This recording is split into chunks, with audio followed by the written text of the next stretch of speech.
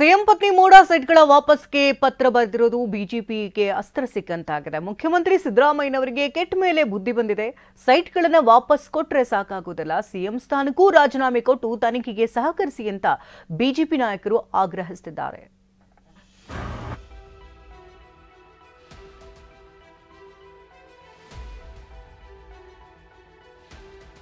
ಮುಡಾ ಹಗರಣಕ್ಕೆ ಸ್ಫೋಟಕ ತಿರುವು ಸಿಕ್ಕಿದೆ. ರಾಜ್ಯ ರಾಜಕೀಯದಲ್ಲಿ ಸಂಚಲನಕಾರಿ ಬೆಳವಣಿಗೆಯಾಗಿದೆ. ಸಿಎಂ ಸಿದ್ದರಾಮಯ್ಯ ಪತ್ನಿ ಪಾರ್ವತಿ 14 ಸೈಟ್ಗಳನ್ನ ವಾಪಸ್ ಮಾಡೋದಾಗಿ ಮುಡಾಗೆ ಪತ್ರ ಬರೆದಿರೋದು ಬಿಜೆಪಿಗೆ ಮತ್ತೊಂದು ಬ್ರಹ್ಮಾಸ್ತ್ರವೇ ಸಿಕ್ಕಂತಾಗಿದೆ. ಕದ್ದು ಮಾಲು ವಾಪಸ್ ಕೊಟ್ರೆ ನಿರಪರಾಧಿ ಆಗುತ್ತಾರೆಯೇ? ಸೈಟ್ ವಾಪಸ್ ಕೊಟ್ರೆ ರಾಜೀನಾಮೆ ಕೊಡಿ ಎಂದ ಅಶೋಕ್. ಪ್ರತಿಪಕ್ಷ ನಾಯಕ ಆರ್ ಅಶೋಕ್ ಸರಣಿ ಟ್ವೀಟ್ ಮಾಡಿದ್ದಾರೆ.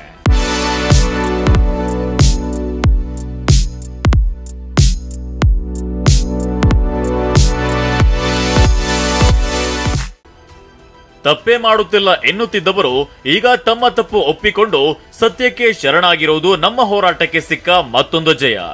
ಆದ್ರೆ ಕದ್ದ ಮಾಲನ್ನ ಹಿಂತಿರುಗಿಸಿದ ಕೂಡಲೇ ಕಳ್ಳ ನಿರಪರಾಧಿ ಆಗಿಬಿಡ್ತಾನೆ. ಕದ್ದ ಮಾಲನ್ನ ವಾಪಸ್ ಕೊಟ್ಟ ತಕ್ಷಣ ಕಳ್ಳತನ ಮಾಫಿ ಆಗಿಬಿಡ್ತದೆ.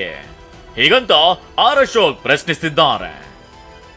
ಅಡಿಕೆಗೆ ಹೋದ ಮಾನ ಆನೆ ಕೊಟ್ಟರು ಬರೋದಿಲ್ಲ. ಸಿಎಂ ಸಿದ್ದರಾಮಯ್ಯನವರೇ, ತಾವು ತನಿಖೆ ಎದುರಿಸಲೇಬೇಕು. ನಿಷ್ಪಕ್ಷಪಾತ ಮತ್ತು ಪಾರದರ್ಶಕ ತನಿಖೆಗಾಗಿ ತಮ್ಮ ಸ್ಥಾನಕ್ಕೆ ರಾಜೀನಾಮೆ ಕೊಡಲೇಬೇಕು. ಅಲ್ಲಿವರೆಗೂ ನಮ್ಮ ಹೋರಾಟ ನಿರಂತರವಾಗಿ ಮುಂದುವರಿಯುತ್ತಿದೆ ಅಂತ ಆರ್ ಅಶೋಕ್ ಟ್ವೀಟ್ ಮಾಡಿದ್ದಾರೆ. ಈ ಕುರಿತು ಟಿವಿ9 ಜೊತೆ ಮಾತನಾಡಿದ ಅಶೋಕ್, ಸಿದ್ದರಾಮಯ್ಯ ಸ್ಥಿತಿ ದೊಣ್ಣೆ ಕೊಟ್ಟು ಹೊಡೆದುಕೊಂಡಂತಾಗಿದೆ. ಸಿದ್ದರಾಮಯ್ಯ ಈಗ ತಾವಾಗಿ ಬೋನಿನಲ್ಲಿ ಸಿಲುಕಿಕೊಂಡಿದ್ದಾರೆ ಅಂತ ಹೇಳಿದ್ದಾರೆ. ಇವತ್ತು ಅವರು ಈ ಸೈಟ್ಗಳನ್ನ ವಾಪಸ್ ಕೊಟ್ಟು ಅದೇನು ಹೇಳ್ತಾರಲ್ಲ, ಬೋನ್ ಒಳಗಡೆ ಅವರೇ ಹೋಗಿ ಕೂತ್ಕೊಂಡು ಲಾಕ್ ಮಾಡ್ಕೊಂಡಕ್ಕಾಗೋಯ್ತು. ಅವರೇ ಸಿಕ್ಕಾಕೊಂಡ್ಬಿಟ್ರು.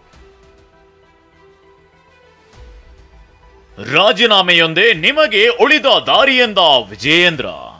ಬಿಜೆಪಿ ರಾಜ್ಯಾಧ್ಯಕ್ಷ ಬಿವೈ ವಿಜಯೇಂದ್ರ ಟ್ವೀಟ್ ಮಾಡಿ 62 ಕೋಟಿ ಕೊಟ್ರೆ ನಿವೇಶನಗಳನ್ನ ಹಿಂದಿರುಗಿಸ್ತೇನೆ ಅಂತ ಅಂದು ಆರ್ಭಟಿಸಿದ್ದ ಮಾನ್ಯ ಸಿದ್ದರಾಮಯ್ಯನವರು ಇಂದು ಬೇಷರತ್ತಾಗಿ ಅವರ ಪತ್ನಿಯವರಿಂದ ನಿವೇಶನ ಹಿಂದಿರುಗಿಸುವ ನಿರ್ಧಾರ ಪ್ರಕಟಿಸಿದ್ದಾರೆ. ಕೆಟ್ಟ ಮೇಲೆ ಬುದ್ಧಿ ಬಂತು ಎಂಬ ಗಾದೆ ಮಾತು ಮುಖ್ಯಮಂತ್ರಿಗಳಿಗೆ ಅನ್ವಯಿಸುತ್ತಿದೆ. ರಾಜೀನಾಮೆಯೊಂದೇ ನಿಮಗೆ ಉಳಿದಿರುವ ದಾರಿ. ನಿವೇಶನಗಳನ್ನ ಹಿಂದಿರುಗಿಸಿ ತಪ್ಪೊಪ್ಪಿಕೊಂಡಂತೆ ಮುಖ್ಯಮಂತ್ರಿ ಸ್ಥಾನಕ್ಕೂ ರಾಜೀನಾಮೆ ನೀಡಿದ್ರೆ ಮರೆತು ಹೋಗಿರುವ ತಮ್ಮ ನೈತಿಕತೆ ಪ್ರಜ್ಞೆ ಪ್ರದರ್ಶಿಸಿದಂತಾಗ್ತದೆ. ಹೀಗಂತ ಟ್ವೀಟ್ ನಲ್ಲಿ ಆಗ್ರಹಿಸಿದ್ದಾರೆ. ಇನ್ನೊಂದೆಡೆ ನಗರಾಭಿವೃದ್ಧಿ ಸಚಿವ ಭೈರತಿ ಸುರೇಶ್ ಟಿವಿ9 ಜೊತೆ ಮಾತನಾಡಿ, ಸಿದ್ದರಾಮಯ್ಯನವರಿಗೆ ಹೀಗಾಗುತ್ತಿದೆಯಲ್ಲ ಅಂತ ಬೇಸರದಿಂದ ಅವರ ಪತ್ನಿ ಪಾರ್ವತಿಯವರು ಸೈಟ್ಗಳನ್ನ ಹಿಂದಿರುಗಿಸಿದ್ದಾರೆ. ಇದು ನಮ್ಮ ಸರ್ಕಾರದಲ್ಲಿ ನಡೆದಿರುವಂತಹ ಪ್ರಕರಣ ಅಲ್ಲ ಅಂತ ಹೇಳಿದ್ದಾರೆ. ಬಹಳ ಬೇಜಾರು ಮಾಡ್ಕೊಂಡು ಕೊಟ್ಟಿದ್ದಾರೆ. ಈ ತರ ಚೀಫ್ ಮಿನಿಸ್ಟರ್ಗೆ ಎಲ್ಲ ಬಹಳ ಹರ್ಟ್ ಆಗಿದೆ ಅಂತ ಹೇಳಿ ಕೊಟ್ಟಿದ್ದಾರೆ. ಈ 364 ಕೋಟಿ ಈ ಫಂಡ್ ಇದು ಡೈವರ್ಟ್ ಆಗಿರೋದಲ್ಲ, ಇದು ಕ್ಯಾಬಿನೆಟ್ ಡಿಸಿಷನ್ 2022ರಲ್ಲಿ ಮಾನ್ಯ ಬಸವರಾಜ ಬೊಮ್ಮಾಯಿ ಅವರು ಚೀಫ್ ಮಿನಿಸ್ಟರ್ ಆಗಿರ್ಬೇಕಂದ್ರೆ ನಮ್ಮ ಸರ್ಕಾರದಲ್ಲಿ ಆಗಿರೋದಲ್ಲ. ಒಟ್ಟಾರೆ ಸಿಎಂ ಪತ್ನಿ 14 ಸೈಟ್ಗಳನ್ನ ಹಿಂದಿರುಗಿಸುವುದಾಗಿ ಮುಡಾಗೆ ಪತ್ರ ಬರೆದಿರೋದು ವಿಪಕ್ಷಗಳಿಗೆ ದೊಡ್ಡ ಅಸ್ತ್ರ ಸಿಕ್ಕಂತಾಗಿದ್ದು ಸಿಎಂ ರಾಜೀನಾಮೆಗೆ ಪಟ್ಟು ಬಿಗಿಗೊಳಿಸಿವೆ. Bureau report ಟಿವಿ9.